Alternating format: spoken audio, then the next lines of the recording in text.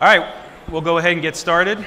I'm sorry I don't have any ducks. I don't have any puppies. We don't have a FIFA World Cup 26 mascot yet, so I couldn't even bring a mascot up here. But what we do have are some people that are intimately involved in making sure that the World Cup in 2026 is a success here in North America. To my left, Derek Aframe from Octagon, Molly Batten from Home Depot, Alex Lasry from the New York, New Jersey Host Committee, and Mike Petruzzi from Fox Sports. Thank you all for joining us this morning. Thank you. As my colleague Alex Silverman reports in our cover story this week, FIFA expects to generate, and I want to get these numbers right, $9 billion in revenue with the World Cup next year. That's $3.9 billion on media rights, $3 billion on tickets and hospitality, $1.8 billion on marketing rights. But there's still a lot of daunting work to be done over the next 12 months, so I'm going to toss this out to everyone to start. Like, what are you doing to really now, as we're 12 months out, build up the hype?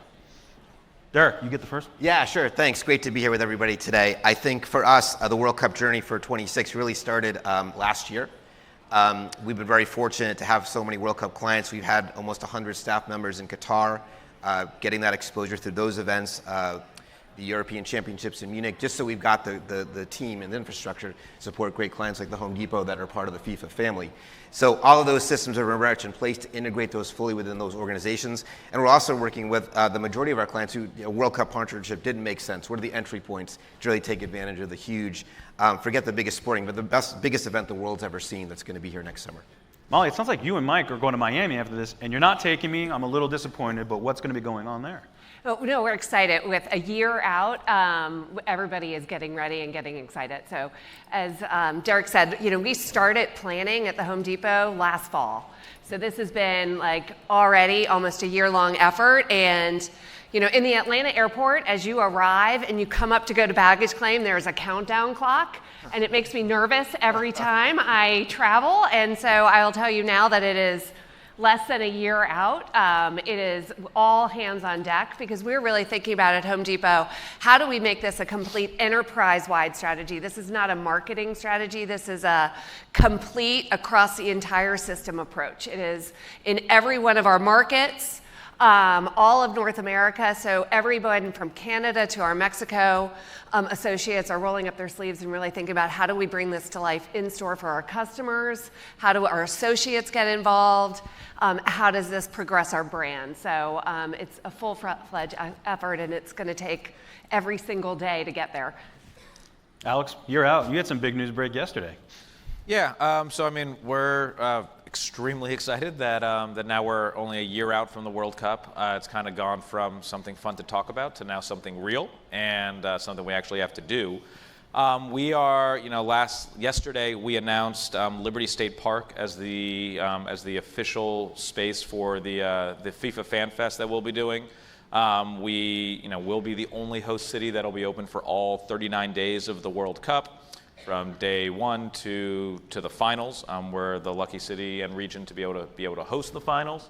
And so, I think for us, what we're really just trying to do right now is move from planning to execution mode and starting to work with all of our partners, trying to make sure that we're able to activate on everything that they want to do, but also really get into the culture and the fabric of New York, New Jersey, so that we can make sure that people actually know that the World Cup is coming. I think one of the things that we have to do a better job of now that we're 1 year out is educating the public that the World Cup is actually going to be here next summer, and making sure that that New York and New Jersey, from a security standpoint, transportation standpoint, fan engagement, economic impact, is all going to be ready. And so working with all of our partners across that, we're expecting over $3 billion of economic impact just from those 40 days. And so this is, going to be the, not just the biggest sports and entertainment event that's ever hit the United States, but this is going to be probably the biggest event that the world has seen,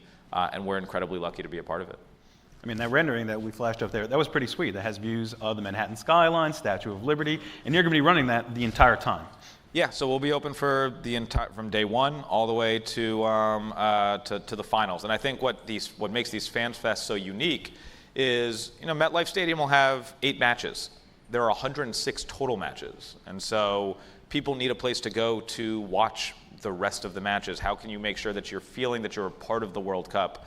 MetLife Stadium only holds 80,000 people, so even on a match day, how do you make sure that the millions of people who are visiting New York, New Jersey, are able to participate and be a part of the World Cup? And so that's one thing that the Fan Fest is able to do, is kind of be this giant party that everyone who's coming to the World Cup can feel like they're a part of it, watch matches, be with 50,000 of their best friends as they're grabbing a beer and rooting on their favorite team.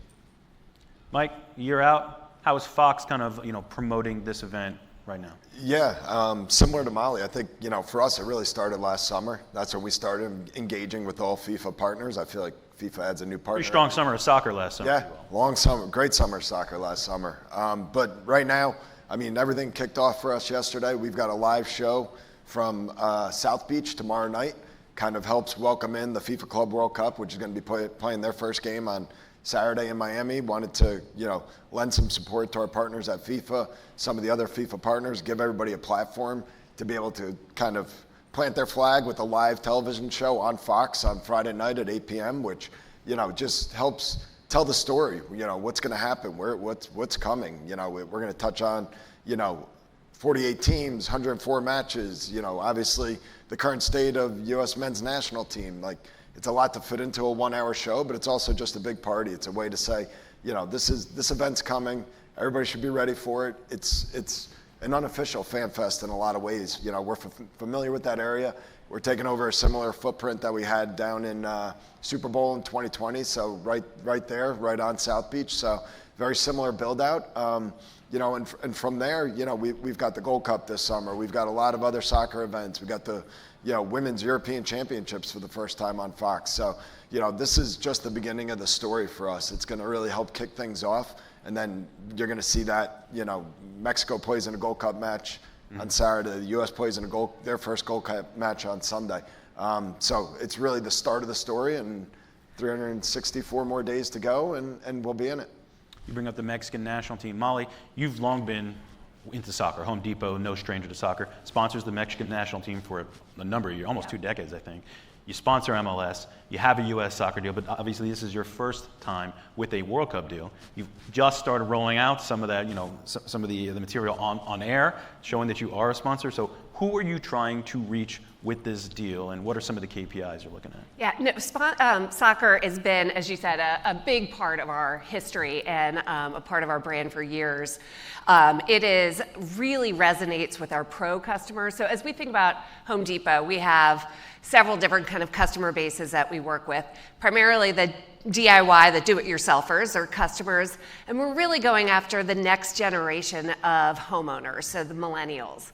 And we know soccer and live sports are ways that we can really engage and be a great interconnection point between passion, fandom, and great, huge television audiences. So it's a great way for us to lean in and connect with that audience. And it's also huge for our pros. And so it's a great way for us to kind of do both connections. So as we think about the activations, we'll be doing a lot of consumer sweepstakes, gifts with store, bringing it into our store, bringing it into our experience. Mm-hmm. We will be leaning heavily into the fan activations and fan festivals.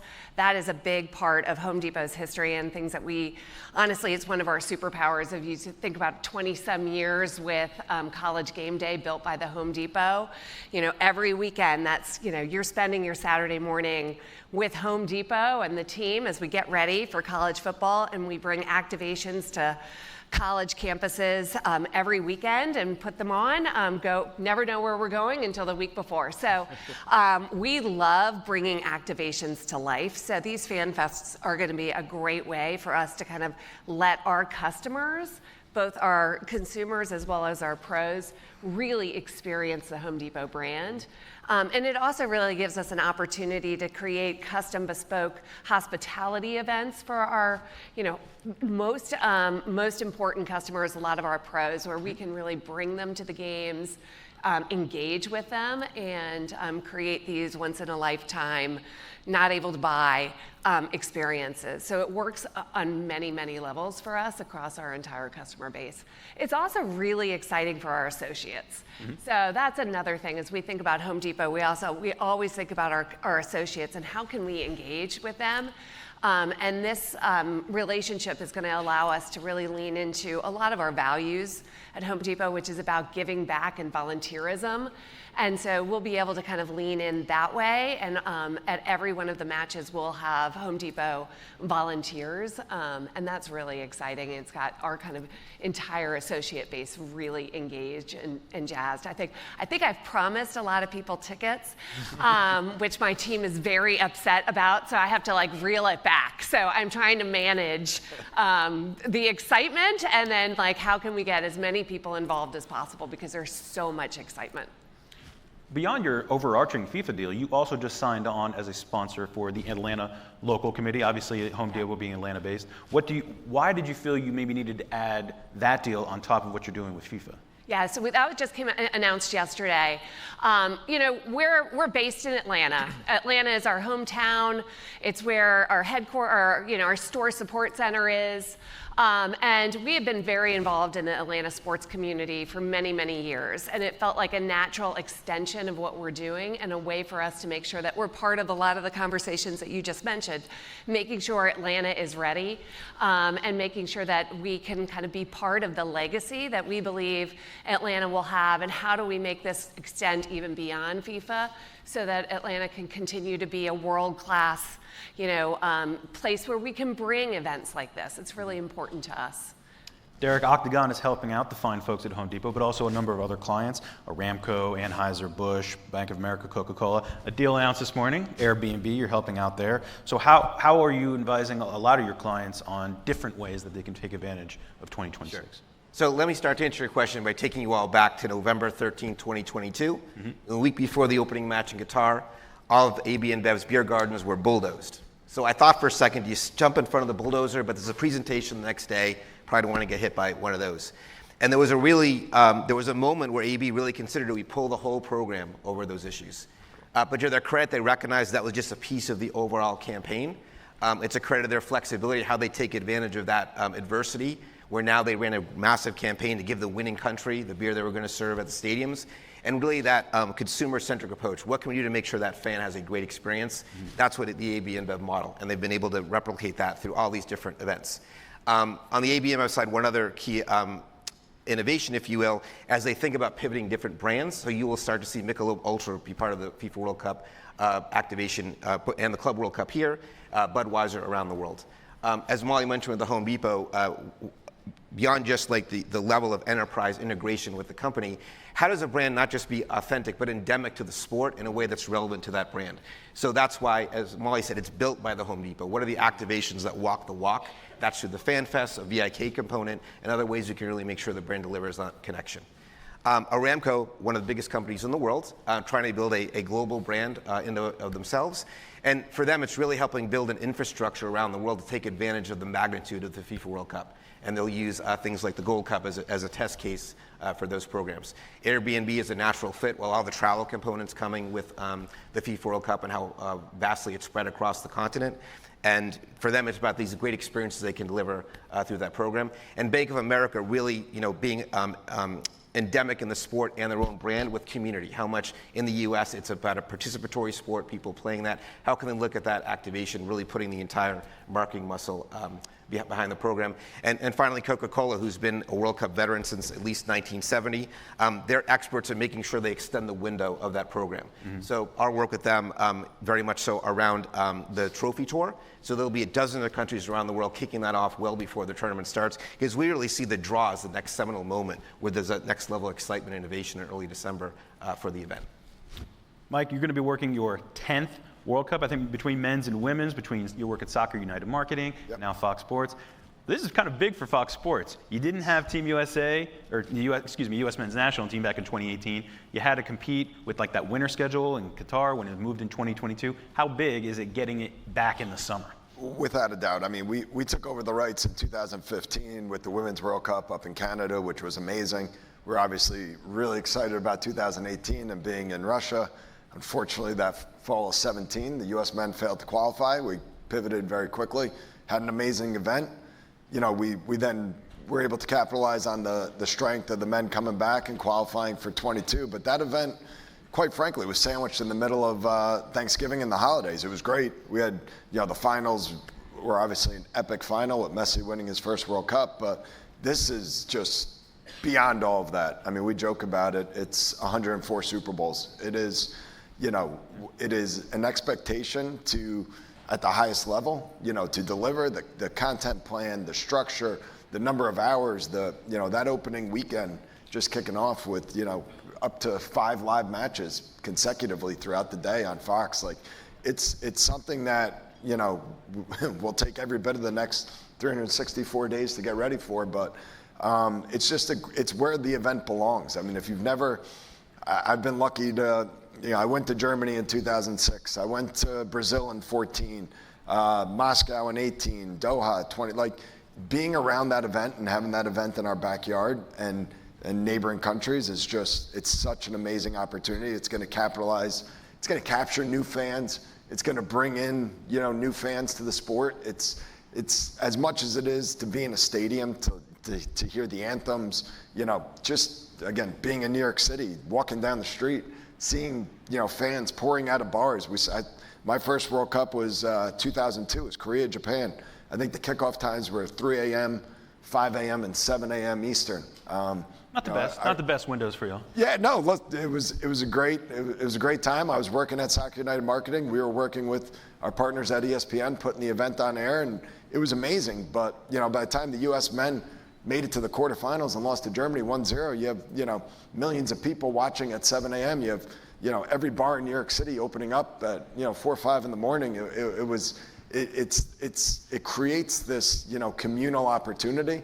It's great now that we measure all those peoples from a ratings perspective with all of the out-of-home data and big data and the way we can capture that audience. But again, I just think no matter how much we all prepare, no matter how much everybody's ready, from game 1 through game 104, and that build and that excitement is going to be like nothing we've ever seen before. No, I love that you brought up the out-of-home and big data, because I think we know what that addition has kind of led to for sports so far. We're seeing anywhere between 5 to 12% bumps for sports, depending on what the sport is, how much of a gathering event it's going to be. And in that vein, I mean, times haven't been announced yet, but can we expect that most of maybe the U.S. and Mexico matches are probably going to be prime time, just so we can really build that fervor, build the numbers?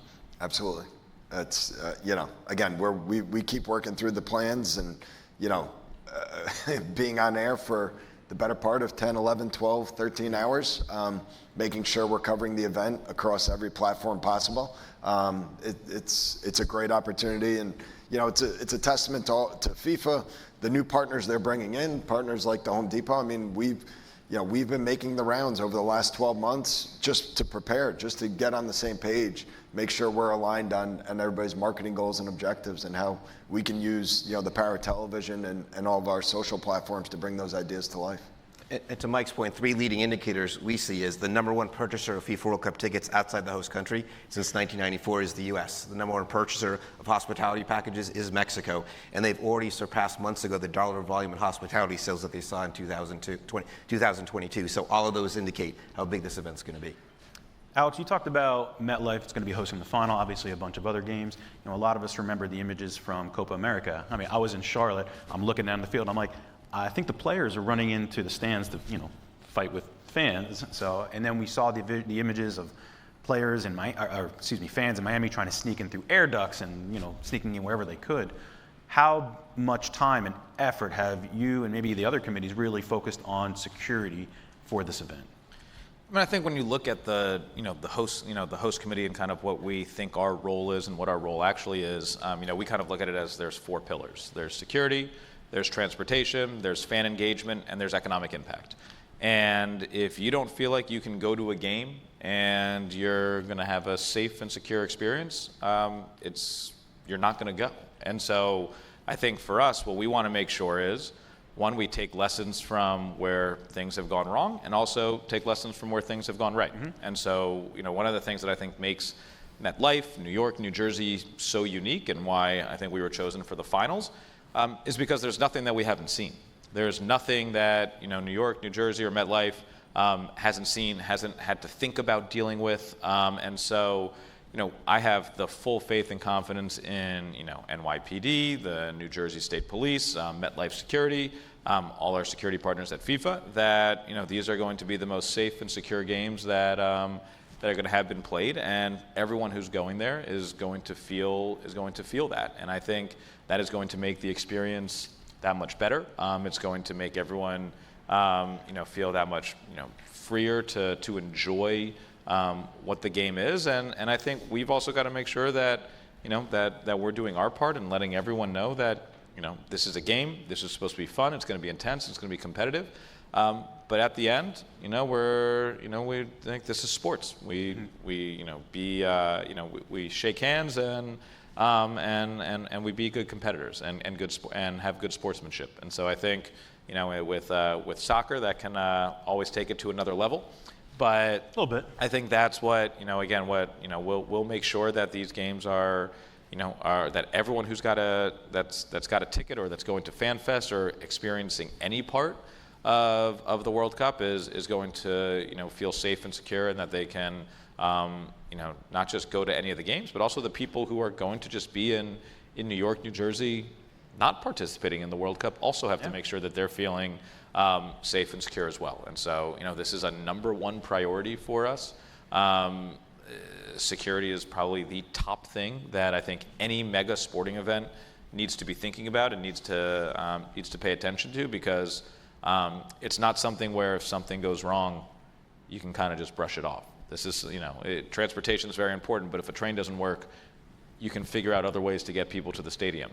If something goes wrong security-wise, that's the problem. And so for us, this is going to be the number one priority, and it's why over a year out, we're already working with our state, local, federal partners to ensure that that we're thinking through every scenario and making sure that that everyone who's coming to any part of the World Cup can do so in a safe and exciting way. Obviously, a lot of fans coming into the United States from elsewhere around the world. There's a lot of noise out there about visas and all that. Like, how much are you working with federal authorities to make sure that runs as smoothly as possible? You gave me all the fun questions. Look, so I got to work on this when I was in the Biden administration. I ran travel and tourism for the Department of Commerce, and visa wait times was a huge priority. It's something that we were looking at. I think we're already starting to see visa wait times coming down, but this is something that we're working with the World Cup Task Force on, is ensuring that people who want to come to the World Cup are able to, and people who want to be able to buy tickets are able to. And what we've kind of said, is apply for your visa now. Right? Don't wait a month or 2 months before the World Cup. Start applying now. Start making your preparations now to be able to come and attend the World Cup in the U.S. And I have all faith. We are very excited to welcome the world to New York, New Jersey. This is part of the excitement of the World Cup. Is not that you're a Super Bowl. You're getting mostly domestic fans. And the football being America's sport, soccer is the world sport, and so we want to make sure that we're welcoming the world to New York, New Jersey, and giving them an experience that only New York, New Jersey can offer. And this isn't just about growing soccer. This is also an economic impact. As I said, it's over $3 billion of economic impact for the region. This isn't just about those 40 days, though. This is about the next 5, 10, 15 years, and how are we showing that if you want to put on the premier sports and entertainment event, if you want to have the best, activations as a brand, you want to do that event in New York, New Jersey, and that is the opportunity that we have, and that's what we want to make sure that we take advantage of. The World Cup is not going to be the success that we want it to be if it's just people from the U.S. going to the different cities attending events. It is very important that the world is able to experience the World Cup, is able to participate in the World Cup, and we're looking forward to welcoming them and showing them New York, New Jersey in only the way that New York, New Jersey can. Mike, when can we expect a much heavier Fox promotional vehicle. Is that not going to start until the second half of football season? I'm sure we'll see it during the NFC Championship. It's a nice 50 million viewers or so to advertise it to. NASCAR, MLB, like when can we expect to see heavier promotion? Yeah, look, to Derek's point, I mean, coming out of this weekend, the next big moment for us will be the World Cup draw, December 5th. People can start figuring out where they're going to go, how they're going to get there, setting their appointments for the month of June and July. We'll start to weave it into the conversation. You think about the potential of an NFC Championship game being played at Lincoln Financial Field in Philadelphia, where 6 months later you could have on July 4th, the 250th anniversary of the United States and the signing of the Declaration of Independence. You got a quarterfinal match. I would say there's a playoff game being played at MetLife, but I don't know if that's, as a Giants fan, I don't know if that's coming. But, our biggest markets and the way the NFC works through our programming strategy, and you think about the role that Dallas plays and Atlanta and all the games that we're going to be covering, we're going to be in all those buildings throughout the fall. I'm sure it's going to be a part of those conversations. We'll build throughout the spring with NASCAR. We actually have the MLB All-Star Game next year in Philadelphia, just a week after that event. So, pointing to that with baseball. And then sort of, we look at 100 days out and 30 days out. 100 days out right in the middle of like the World Baseball Classic, which is another great international sport, hosted down in Miami, which is going to be an active market for the World Cup. So we'll have all of those different, sports opportunities. The NFC Champ game will be the highest rated television event outside of the Super Bowl, unless the World Cup final takes it over in summer of 26. But, turning on that promotional PR machine is the easy part.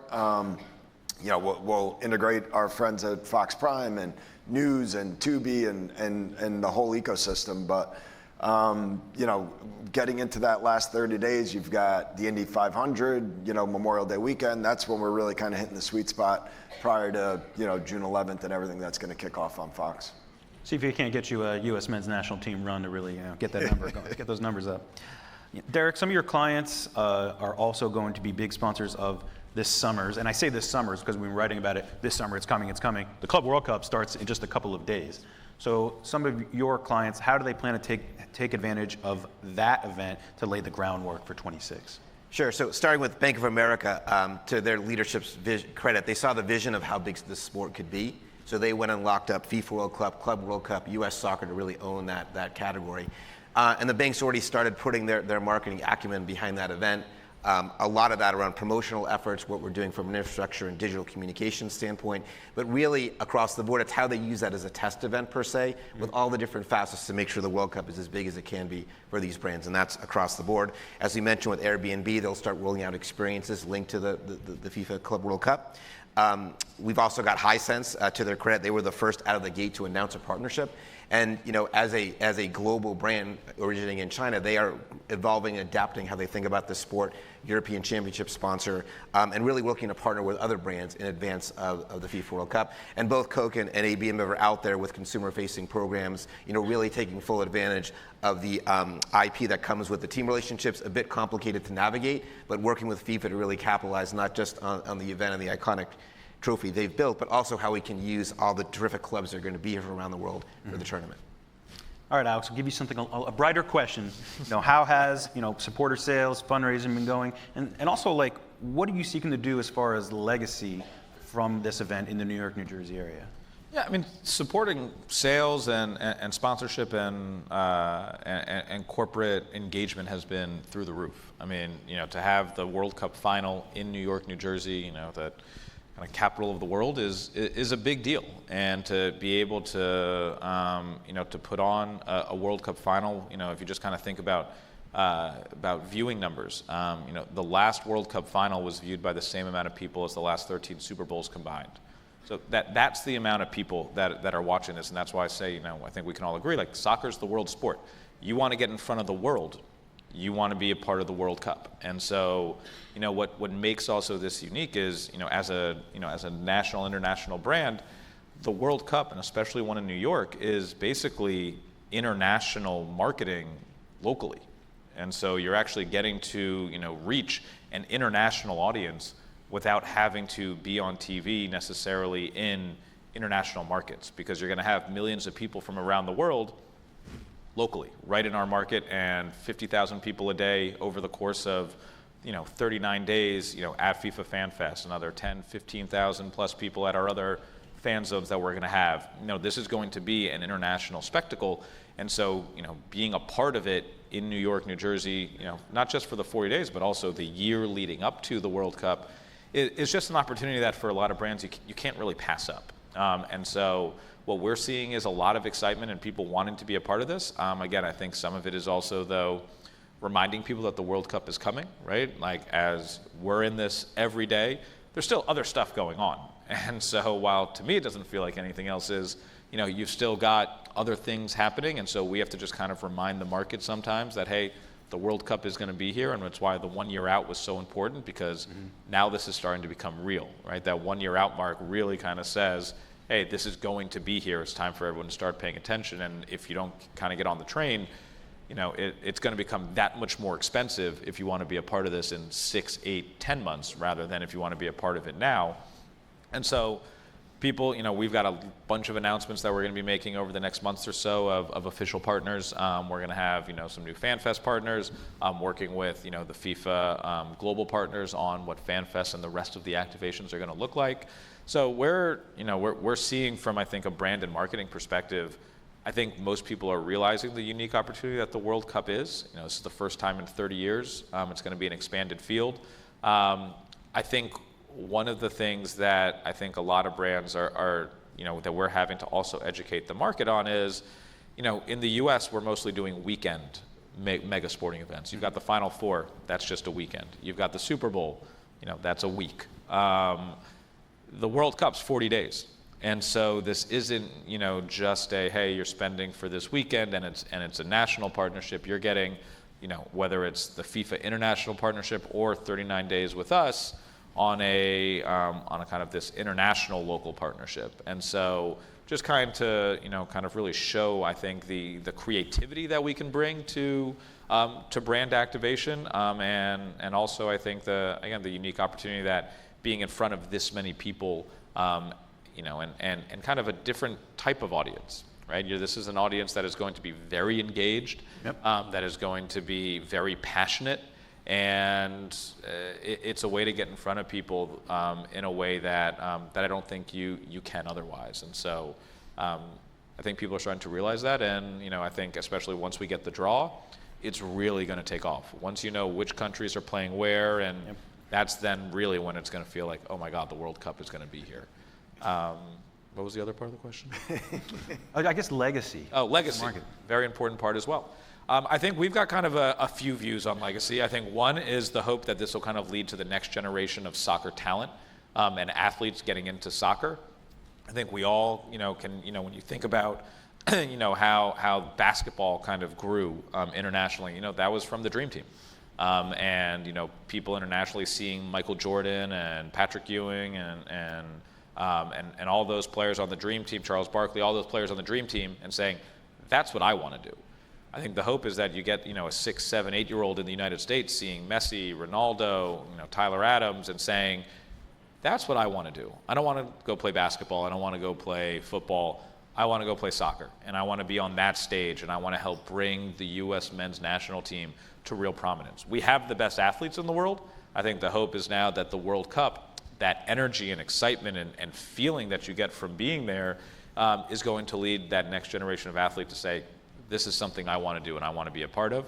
I think also our hope is that this is going to lead to, again, more jobs, more tourism, again, a once-in-a-generation opportunity to bring people to our region and have them come back. And so this isn't just about, the 40 days of the World Cup. The 40 days of the World Cup are going to be awesome.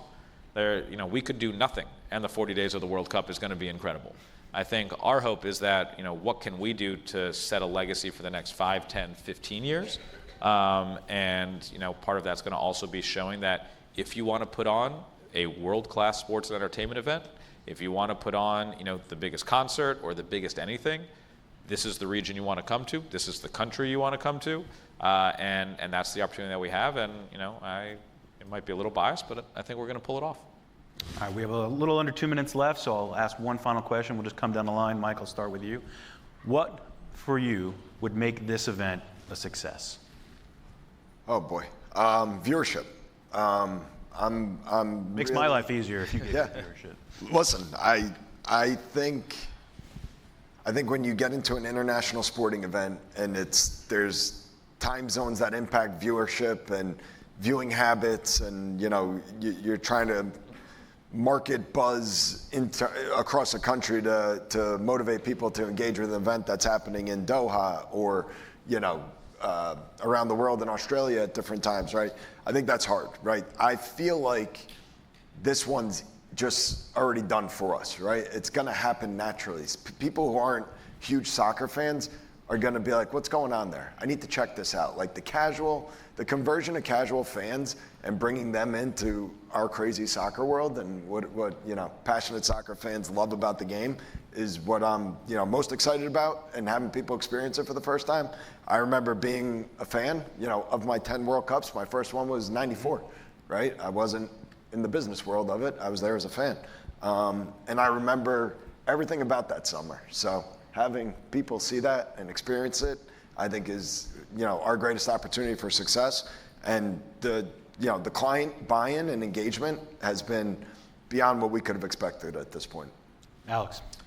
I mean, look, I think if we nail our 4 pillars, I think that'll be, that to us would be a success. I think, security, transportation are obviously going to be extremely important. I think, though, on kind of a brand view, look, sports is at an interesting crossroads. It's not just putting, your name on courtside signage and, and making sure that your camera visible. It's now really becoming experiential. And how do you make sure that the fan is experiencing your product and being able to associate that with a great time? And so how can we kind of use this World Cup to create some new and innovative ways for brands to be able to activate? Because that's the only way this stuff is going to grow, right? If brands start to feel that there's a staleness to sports activation or a laziness to sports activation, it's going to stop the growth of what's probably one of the fastest growing industries in the country. And so I think for us, how can we get creative to create some interesting activations and innovative activations for brands that will also make the fan experience that much better? Because what you're competing with on all these things are, people's living rooms and their phones.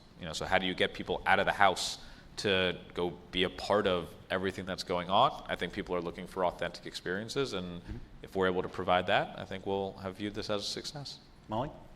Well, just to build on both comments, absolutely audiences and high numbers, but I truly believe that this is just going to be, it's such passion, engagement. I mean, this will be an event like the world has never seen. And to your point, we are so focused on welcoming the world to our backyard, and that is what Home Depot does. And so if we can do this right and truly build this event and put the Home Depot at the center with our customers and our associates and being part of that passion, that engagement, and Home Depot helping our communities, I think that will be a win-win-win. Derek, before they start playing us off. Yeah, sure. So I would say, first of all, from a fan perspective, you get to your seat by the opening whistle and you get in and out safely, and you'll have a generational experience by being at the World Cup. I think what we're excited about is, like, the example of Molly's leadership, bringing 100 people at the company together, the 24 work streams we have, how we institutionalize these learnings and really evolve marketing within the clients that are part of the World Cup. There's a lot of muscle memory that comes from that experience. And lastly, as Mike was saying, I'm excited what this means for the sport in this country. If you look what '94 did for the sport, for Major League Soccer, how much Major League Soccer has advanced in less than 30 years, U.S. Soccer and CONCACAF, it's an exciting but complicated space, and we really think this will help lift that tide will lift all boats from the FIFA World Cup once the final whistle's over, no matter who wins. Well, Derek, Molly, Alex, Mike, thank you so much for taking the time this morning. And before we get the next panel going, I do want to give a special shout out to our moderator who's coming up here. He's making his Brand Innovation Summit moderating debut. He covers agencies for SBJ, Irving Mejia Hilario. Thank you.